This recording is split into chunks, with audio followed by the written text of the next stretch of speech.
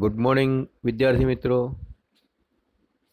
આજે આપણે વિષય સામાજિક વિજ્ઞાન ધોરણ 8 દ્વિતીય સત્ર પાઠ 2 પર્યાવરણીય પ્રદૂષણ ભાગ 1 વિશે આપણે ચર્ચા કરીશું.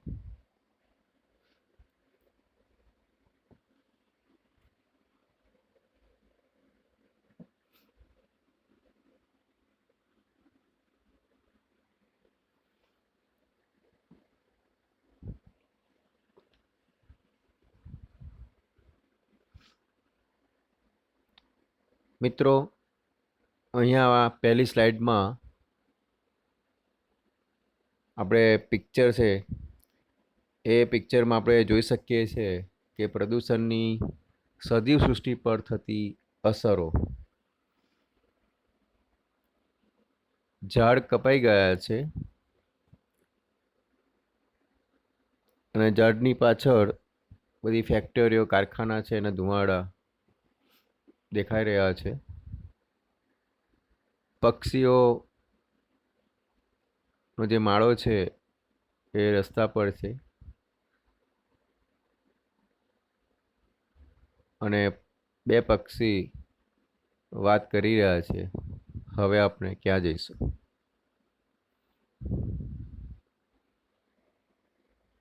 તો મિત્રો, પર્યાવરણીય જે પ્રદૂષણ છે એ કેટલે અંશે વ્યાજબી છે, એની અસર કઈ કઈ જગ્યા પર પડે છે અને કોને કોને એની અસર થાય છે, તો એ પાઠમાં આપણે આજે ચર્ચા કરીશું. તો વિકાસ એક માનવીનો અધિકાર છે, એટલે કે જ્યાં અને જેમાં વિકાસ હોય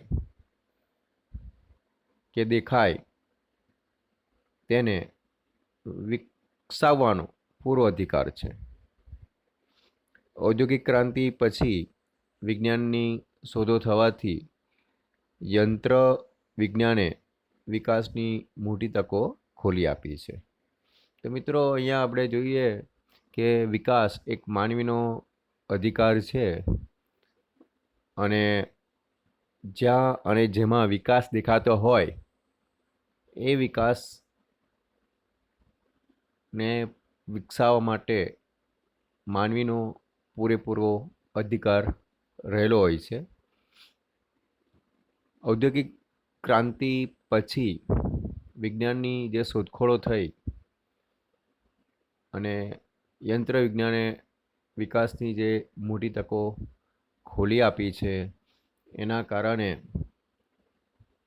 આપણે જોઈએ છે તો પ્રદૂષણની અસર વર્તાઈ રહી છે. આ વિકાસથી માનવ જીવનમાં આમૂલ પરિવર્તનો તો આવ્યા જ છે અને સાથે સાથે સર્જનાત્મકતાને યંત્ર વિજ્ઞાને એવો વળાંક આપેલો છે કે ઉત્પાદનનું સરળીકરણ થવા લાગ્યું છે. વીજળી, રેલવે, ટેલિફોન, વાહનો, ઉદ્યોગો, ઇલેક્ટ્રોનિક માધ્યમો વિકાસ કથાના મહત્ત્વના પાત્રો બની રહ્યા છે. તો જેમ જેમ ટેકનોલોજી આગળ વધતી જાય છે તેમ તેમ વિકાસની જે ગાથા છે એ વિકાસની ગાથા દિન પ્રતિદિન વધતી જાય છે ને એમાં ઉમેરો થતો જાય છે. કુદરતી સ્ત્રોતોના અમર્યાદિત ઉપયોગથી પાણી, હવા અને વનસ્પતિમાં અશુદ્ધિ પેદા થઈ છે અને પ્રદૂષણ ફેલાયું છે. કુદરતી સ્ત્રોત કે હવા, પાણી, તો એની અંદર અમર્યાદિત ઉપયોગ થાય છે. જે ઉપયોગ થવો જોઈએ એની જગ્યાએ મનુષ્ય અમર્યાદિત ઉપયોગ કરે છે. પાણી, હવા અને વનસ્પતિની જે અશુદ્ધિ છે એ પેદા થઈ રહી છે અને ધીરે ધીરે પ્રદૂષણ ફેલાઈ રહ્યું છે. તેની માત્રા એટલી છે કે વિકાસને સ્પર્શવાની સાથે પર્યાવરણને પ્રદૂષિત કરી મૂકે એમ છે. આ બેઉને એમના સંદર્ભો સાથે જોવાનો, સમજવાનો પ્રયાસ કરવો અનિવાર્ય છે. આજે ભૂમિ, પાણી, હવા, ધ્વનિ અને અવકાશીય પ્રદૂષણો ખૂબ વધી ગયા છે. તેની ઘણી વિપરીત અસરો માનવ જીવન અને પર્યાવરણ પર થવા લાગી છે. મિત્રો, આપણે જોઈએ છે તો ભૂમિ એટલે કે જમીન, પાણીનો જે વપરાશ છે ઘરની અંદર, કારખાનાની અંદર, કંપનીની અંદર ખૂબ વધારે પ્રમાણમાં થતો રહે છે. હવા અશુદ્ધ થઈ છે એનું કારણ છે કે જેટલી નવી ટેકનોલોજી, નવું સંશોધન થાય છે તેમ નવા યંત્રો શોધાય છે, તો આ યંત્રોના ધુમાડાથી હવા અશુદ્ધ બને છે. ધ્વનિ અને અવકાશીય પ્રદૂષણો, અવકાશની અંદર આપણે જોઈએ છે તો સેટેલાઇટ, ઉપગ્રહો દરેક દેશ જોવા મળે. એટલે જેટલો નીચે ટ્રાફિક છે એટલો હવે ઉપર આકાશમાં પણ થવા લાગ્યો છે. એટલે અવકાશીય પ્રદૂષણો પણ વધી ગયા છે ને એના કારણે માનવ જીવન અને પર્યાવરણ પર એની અસર થવા લાગી છે. ઉદ્યોગો આવવાથી પર્યાવરણને અસર કરતા અનેક પ્રકારના પ્રદૂષણો વધ્યા છે, જેમાં હવા, પાણી અને ભૂમિનું પ્રદૂષણ મુખ્ય ગણાય છે. આ ત્રણેય આપણું જીવન ટકાવી રાખવા માટેના મુખ્ય તત્વો છે: હવા, પાણી અને ભૂમિ. હવા અશુદ્ધ હશે તો બીમારી વધશે. પાણી અશુદ્ધ થશે તેમાં પણ બીમારી વધશે. ભૂમિ એટલે કે જમીન પ્રદૂષિત થશે તો પણ માનવ જીવન પર અને સજીવ સૃષ્ટિ પર આની અસર વર્તાશે. તો મિત્રો, અહીંયા આપણે આગળ જોઈએ, સૌથી પહેલા પાણીનું પ્રદૂષણ, જેને અંગ્રેજીમાં વોટર પોલ્યુશન કહેવામાં આવે છે. ચિત્રમાં આપણે જોઈ શકીએ છીએ બાજુમાં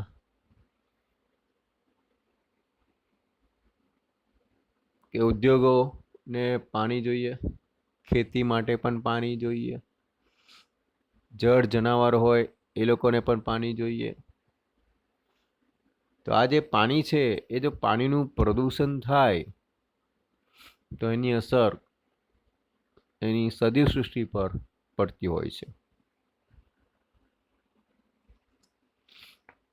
ઉદ્યોગોને પાણી જોઈએ,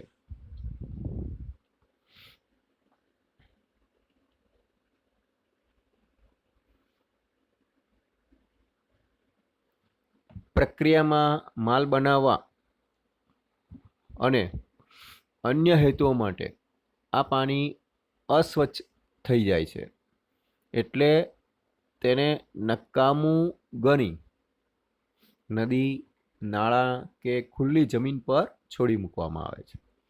ઉદ્યોગોમાં જે પણ પાણી વપરાય છે એ પાણી પ્રક્રિયામાં પસાર થાય છે અને ત્યાર પછી જે પાણી અસ્વચ્છ થઈ જાય છે અન્ય હેતુના કારણસર, તો એને નદીની અંદર, નાળાની અંદર કે ખુલ્લી જમીન પર એને છોડી મૂકવામાં આવે છે.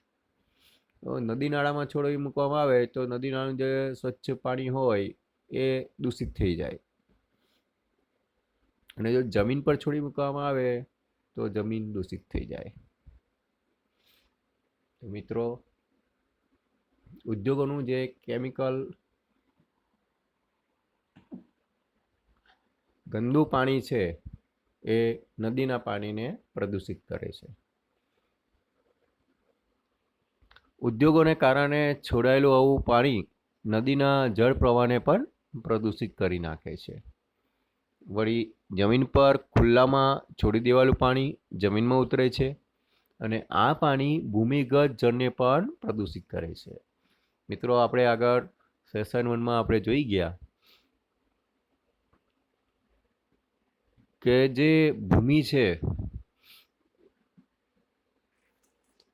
એટલે કે જે જમીન છે, જમીનની નીચે પાણી છે. એટલે જો જમીન પર દૂષિત પાણી છોડી મૂકવામાં આવે તો એ ધીરે ધીરે ધીરે નીચે ઉતરે છે, અને આ જે પાણી છે એ ભૂમિગત જળ, એટલે કે જે ખરેખર જે પાણી છે જમીનની નીચે રહેલું, એને પણ પ્રદૂષિત કરે છે. આજે શહેરીકરણ ખૂબ મોટા પાયે થયેલું છે.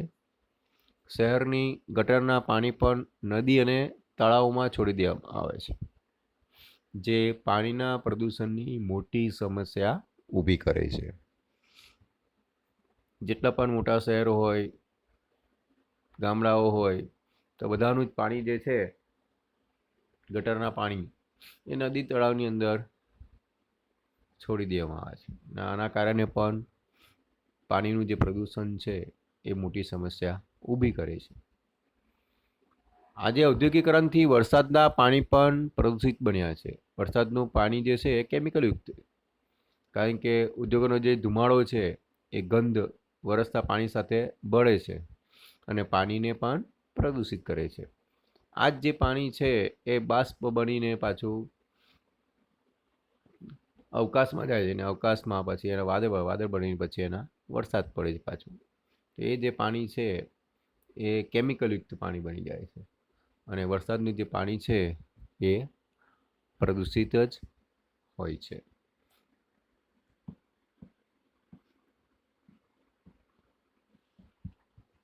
ઉદ્યોગો અને કારખાનામાં વપરાયેલું ગંદુ પાણી નદી, નાળા અને જમીન પર છોડી મૂકવામાં આવે છે.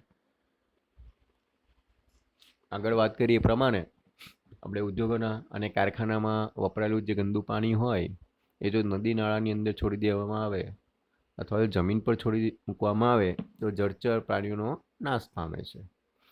કારણ કે ગંદુ પાણી, કેમિકલયુક્ત વાળું જે પાણી છે એ જળચર પ્રાણી માટે ખૂબ હાનિકારક છે, જેથી કરીને માછલીઓ મરી જવાના કિસ્સા પણ આપણે ઘણા જોતા હોય છે. ન્યૂઝમાં પણ, ન્યૂઝપેપરમાં પણ આપણે જોતા હોઈએ છીએ. તો ઘણી બધી દરિયા કિનારે, તળાવના કિનારે જે માછલીઓ છે એ આપણને જોવા મળે છે. એનું એક જ કારણ છે, કેમિકલયુક્ત જે પાણી છે એ ગંદુ પાણી, પ્રદૂષિત પાણી જો છોડી મૂકવામાં આવે તો જે જળચર પ્રાણી છે એ જળચર પ્રાણીઓ નાશ પામે છે. ત્યાર પછી તેલ ગાળણની સમુદ્રનું પાણી પણ પ્રદૂષિત થાય છે. જળ પ્રદૂષણથી કયા કયા રોગો થાય? તો કોલેરો થાય, કમળો અને ઝાડા ઉલટી જેવા રોગો ફેલાય છે. કદાચ એટલે જ આજે આપણે ત્યાં મુસાફરીમાં કે ઓફિસની અંદર કે શાળામાં જતા જે બાળકો હોય એની પાસે પાણીની બોટલ રાખતા હોય છે, કે ઘરનું જે ચોખ્ખું પાણી હોય કે જેનાથી આપણે બીમાર પડતા નથી. અને 70% જે રોગો છે એ પ્રદૂષિત જે પાણી પીવાથી થાય છે. એટલે હંમેશા ઉકાળેલું પાણી પીવાનો આગ્રહ રાખવો. આપણી ઘણી નદીઓ ગટર સમાન બની ગઈ છે. જે નદી છે, નદીની અંદર જે શહેરીકરણના જે ગટરના પાણી છે એ નદીની અંદર ગટર લાઈન કરીને છોડી દેવામાં આવે તો એ પાણી, જેટલી પણ નદીઓ છે એ ગટર સમાન બની ગઈ છે. આ નદીઓના ગંદા પાણીથી આપણે ખેતી કરીએ છીએ. જો આ ખેતી કામ માટે આ પાણી વપરાય તો એ જે કેમિકલયુક્ત પાણી છે, ગંદુ પાણી છે, પ્રદૂષિત પાણી છે એ શાકભાજીમાં આવે. તો શાકભાજી જે છે અથવા જે ખેતી થતી હોય, જે ધાન ઉગતું હોય, ચોખા છે, ઘઉં છે અથવા અનાજ છે, તો એની અંદર પણ એવું કેમિકલયુક્ત ગંદુ પાણીથી એ જો ખેતીની અંદર વપરાય પાણી, તો એ વસ્તુ પણ ઝેરી બનતી હોય છે. અને દિવસે દિવસે આપણે જોઈએ છીએ તો આપણને રોગ વધતા જાય છે. એનું આ એક જ કારણ છે મિત્રો. અને પરિણામે ઉત્પન્ન થતા જે પાક છે, ઘાસચારો છે, શાકભાજી છે, એ પ્રદૂષણથી ભરપૂર હોય છે. દરેક વર્ગની વ્યક્તિ કે રાજકારણી, ખેડૂત હોય, ઉદ્યોગપતિ હોય, શિક્ષિત વ્યક્તિ હોય, કારીગર કે કર્મચારી એ પ્રજાના હિત વિરુદ્ધ ચેડા કરતા જરા પણ અચકાતા નથી. ગમે તે જગ્યા પર બિલ્ડિંગ બાંધી દેવામાં આવે, જે નદી નાળા છે એનો જે પડ છે, એનો જે વિસ્તાર છે એ ટૂંકો કરી દેવામાં આવે, પછી એવું કહેવામાં આવે કે રેલ આવે છે. તો જે નદી, સાગર હોય, ઉપસાગર હોય, તો એનો જે પટ છે એ પટને જો ઓછો કરી દેવામાં આવે તો પાણી એનો પ્રવાહ ઓટોમેટિક લઈ લેતું હોય છે. એ કોઈની રાહ જોતું નથી. એટલે ઘણી વખત આપણે કહીએ પૂર આવે છે તો આના કારણે આવે છે કે જે જગ્યા ખરેખર કુદરતે નદી, તળાવ હોય, સાગર હોય, મહાસાગર હોય, તો એના કિનારા પર તમે જો બિલ્ડિંગો બાંધી દીધી, કંપની બાંધી દીધી, કારખાના બાંધી દીધા હોય તો પછી શું થાય? આ જ પરિસ્થિતિ ઉદ્ભવે. તો આપણે કુદરત સાથે ચેડા કરવા જોઈએ નહીં. ઉદ્યોગોના પાણીને શુદ્ધ કરીને નદી નાળામાં છોડવા જોઈએ. ઘણા બધા ઉદ્યોગો છે જે પાણી છે ડાયરેક્ટ કેમિકલવાળું એ છોડી દેવામાં આવે અને એ જ પાણી પછી આપણે ફિલ્ટર કરીને પીએ છીએ, તો આપણને રોગ થવાની સંભાવના રહેતી હોય છે. સરકાર ઉદ્યોગો પર કડક નિયંત્રણ રાખવું જોઈએ. આપણે પાણીનો વિવેકપૂર્વક ઉપયોગ કરવો જોઈએ. મિત્રો, પાણી અને વાણીનો ઉપયોગ વિવેકપૂર્વક કરવો જોઈએ, નહીં તો જે આવનારી પેઢી છે એને શુદ્ધ પીવા માટે પાણી મળશે નહીં. એટલે પાણી અને વાણી એ બંનેનો ઉપયોગ વિવેકપૂર્ણ કરવો જોઈએ. તો પહેલો ટોપિક અહીંયા પૂરો થાય છે, પાણીનું પ્રદૂષણ એટલે કે વોટર પોલ્યુશન. નેક્સ્ટ જોઈએ મિત્રો આપણે હવાનું પ્રદૂષણ, જેને કહીશું એર પોલ્યુશન.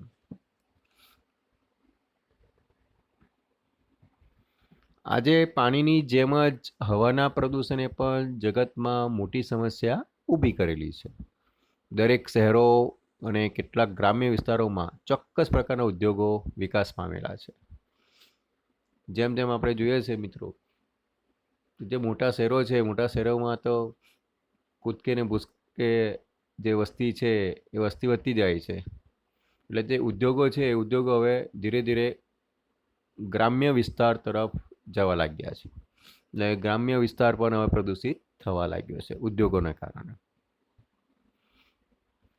તો આ જગતમાં મોટી સમસ્યા ઊભી કરશે. ઉદ્યોગોમાંથી છોડવામાં આવતો ગેસ, ધુમાડો હવામાં ભળતા હવાનું પ્રદૂષણ થાય છે. કારખાનાઓના જે ગેસ છે, જે ધુમાડો છે હવામાં ભળે તો ચિત્રમાં તમે જોઈ શકો છો બાજુમાં. તો આ જેટલા પણ ધુમાડા છે એ શુદ્ધ હવાની અંદર જો ભળી જાય તો હવા પ્રદૂષિત થાય છે ને હવા આપણા શરીરમાં જાય, ફેફસામાં જાય, શ્વાસોશ્વાસની અંદરથી આપણે હવા, એ પ્રદૂષિત હવા આપણા શરીરમાં જો જાય તો આપણને ઘણા બધા રોગ થવાની સંભાવના છે.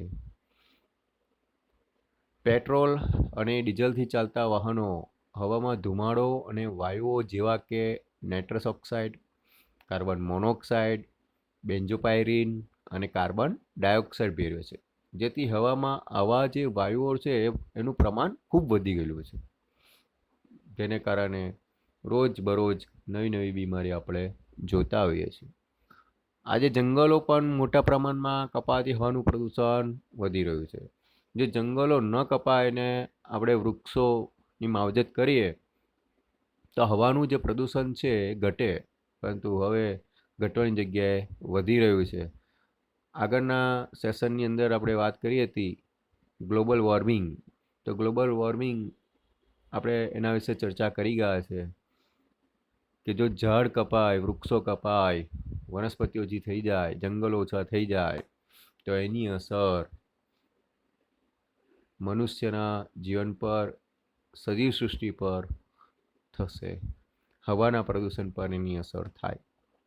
તો વૃક્ષો ઓછા થવાથી જે ઝેરું વાયુ છે, CO2નું પ્રમાણ, એટલે કે કાર્બન ડાયોક્સાઇડનું જે પ્રમાણ છે એ ખૂબ વધવા લાગ્યું છે, જેને લીધે ગ્લોબલ વોર્મિંગ જેવી મોટી સમસ્યા ઊભી થઈ છે.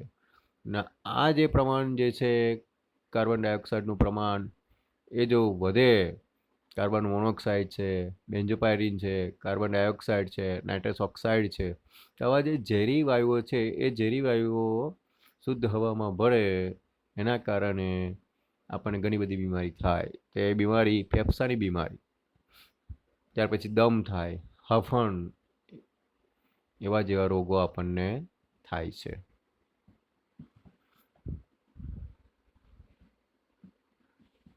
હવામાં ઉડતા ધૂળના રજકણોથી આપણને શરદી, ઉધરસ, ખાંસી જેવા રોગો પણ થાય છે. ઘણી વખત આપણને હવાની અંદર જે ધૂળના રજકણો ઉડે તો આપણને શરદી થઈ જાય છે, ઉધરસ થાય, ખાંસી, એવા રોગો આપણને પણ થઈ શકે છે. તેથી શુદ્ધ હવા લેવી જોઈએ. વધુ પડતા પ્રદૂષણથી ગુંગળાઈને ઘણા પ્રાણીઓના મૃત્યુ પણ થયા છે. હવાના પ્રદૂષણથી ગરમી વધી રહી છે. મિત્રો, ઉનાળાની ઋતુની અંદર આપણે જોઈએ છે તો 38, 40, 45 ડિગ્રી જે તાપમાન છે એ તાપમાન આપણે જોઈ રહ્યા છે. તો આનું કારણ એક જ છે કે જે પ્રદૂષણ છે એ પ્રદૂષણ વધી રહ્યું છે, અને પ્રદૂષણ વધવાના કારણે ગરમી વધી રહી છે. કેટલીક વાર આવા વાયુઓ વરસાદ સાથે ભળતા એસિડનો વરસાદ પણ થાય છે. જે કેમિકલ યુક્ત જેટલા પણ આપણે આગળ વાત કરી એ બધા જે કાર્બન ડાયોક્સાઇડ છે, ત્યાર પછી નાઇટ્રસ ઓક્સાઇડ છે, કાર્બન મોનોક્સાઇડ છે, બેન્ઝોપાયરીન છે, તો આવા જે કેમિકલ યુક્ત જે વાયુઓ છે બધા, એ વાયુની અંદર ભળે છે કેમિકલ, અને ત્યાર પછી એ આપણા શરીરમાં પણ જતું હોય છે. તો આ જે હવાનું પ્રદૂષણ જે છે એ વાયુ વરસાદ સાથે ભળે છે એટલે એસિડનો વરસાદ પણ થાય છે, અને જે વનસ્પતિને અને પ્રાણીઓને પણ ખૂબ નુકસાન થાય. જે વરસાદ પડે એ વરસાદ વનસ્પતિમાં અને પ્રાણીઓની ઉપર પણ એની અસર કરે છે. એટલે વરસાદની અંદર કેમિકલ યુક્ત જે પણ કંઈક એમાં તત્વો છે એ તત્વો એ વરસાદની અંદર ભળે છે, એટલે એસિડનો વરસાદ પણ થાય છે. હવાનું પ્રદૂષણ અટકાવવા ઉદ્યોગો માટે કેટલાક નિયમો બનાવી તેનો ચુસ્તપણે અમલ કરવો જોઈએ. હવાનું જે પ્રદૂષણ છે એના માટે ગવર્મેન્ટે કેટલાક ચુસ્ત નિયમો બનાવવા જોઈએ અને ચુસ્તપણે એનું પાલન કરાવવું જોઈએ. યોગ્ય પ્રમાણમાં ધુમાડો કે ઝેરી ગેસ ફિલ્ટર થાય તેવા સાધનો પણ વિકસાવવા જોઈએ, જેથી કરીને આવા જે ધુમાડા છે, ઝેરી જે ગેસ છે યાર, એ હવા શુદ્ધ હવામાં ભળે નહીં અને આપણને સારી હવા ન મળે તો અનેક રોગ થઈ શકે છે. પર્યાવરણ જાગૃતિના અભિયાનો ચલાવવા જોઈએ. કસૂરવાર ઉદ્યોગોને સરકારે કડક થઈને બંધ કરાવવા જોઈએ, અથવા તો એને દંડ પણ કરવો જોઈએ, જેથી કરીને જે હવામાં આ ઝેરી ધુમાડા અથવા તો ઝેરી ગેસ જે છે એ છોડવા જોઈએ નહીં, અને વાતાવરણ અશુદ્ધ થતું બંધ થાય. પેટ્રોલ અને ડીઝલનો જરૂર પૂરતો જ ઉપયોગ કરવો જોઈએ. મિત્રો, અહીંયા જોઈએ તો ઘર દીઠ જેટલી વ્યક્તિ હોય એટલા વાહનો હોય, તો આ જેટલા વાહનો વધે એટલું પેટ્રોલ અને ડીઝલ વપરાય. તો પેટ્રોલ અને ડીઝલ જે છે એનો ઉપયોગ પણ આપણે ખપ પૂરતો જ કરવો જોઈએ, વધારે પડતો ઉપયોગ કરવો જોઈએ નહીં. વધારે પડતો ઉપયોગ કરવાથી એ જે ધુમાડા છે એ વાતાવરણમાં ભળે એટલે વાતાવરણ અશુદ્ધ થાય, એટલે હવા અશુદ્ધ થાય, આપણે શ્વાસ લઈએ, શ્વાસમાં જાય ને આપણને બીમારીનો ભોગ બનતા હોઈએ છીએ. પ્રદૂષણ મુક્ત એવા સીએનજી અને પીએનજીનો ઉપયોગ કરવો જોઈએ અને વાહનોમાં પીયુસીનો કડક અમલ કરાવવો જોઈએ. હવે પ્રદૂષણ મુક્ત એવા સીએનજી અને પીએનજીનો ઉપયોગ કરવો જોઈએ. તો સીએનજી એટલે એનું ફૂલ ફોર્મ છે કોમ્પ્રેસ્ડ નેચરલ ગેસ, અને પીએનજી એટલે પાઇપ નેચરલ ગેસ, અને ત્રીજો છે એલપીજી એટલે લિક્વિફાઈડ પેટ્રોલિયમ ગેસ. આ 3 ગેસ છે મિત્રો, યાદ રાખજો, સીએનજી, પીએનજી અને એલપીજી. એના ફૂલ ફોર્મ યાદ રાખજો, પરીક્ષામાં પૂછાય. અને PUC pollution control pollution under control, એટલે પીયુસી જે આપણી ગાડી 2 વ્હીલર હોય, 4 વ્હીલર હોય તો એની આપણે કઢાવતા હોય છે કે જે ગવર્મેન્ટે જે એર પોલ્યુશન જે છે એના નક્કી કરેલા જે રેટ છે એની અંદર જ, એટલા પર્સન્ટેજની અંદર જ એ તમારા જે ગાડીનો ધુમાડો છે એ નીકળવો જોઈએ. અને જો એનાથી વધે તો તમારે ગાડી જપ્ત થાય અથવા તમને દંડ પણ થઈ શકે છે, જેનો કડકપણે અમલ કરવામાં આવે તો. પોલ્યુશન અંડર કંટ્રોલ, પીયુસી, જે આપણી બધાની પાસે જનરલી હોય છે જ.